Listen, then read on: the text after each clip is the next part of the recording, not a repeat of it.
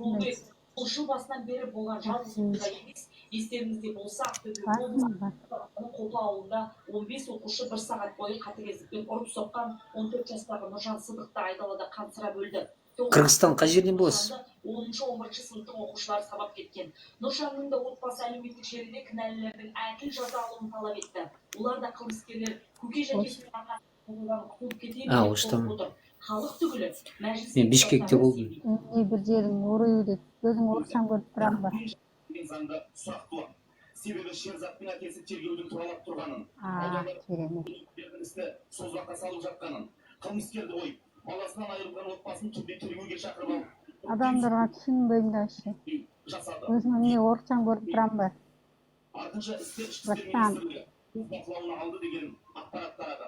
Қоғамды қорқытатын болса, қылмыскерді жазалау үшін, әділдікке жету үшін, Мұрат,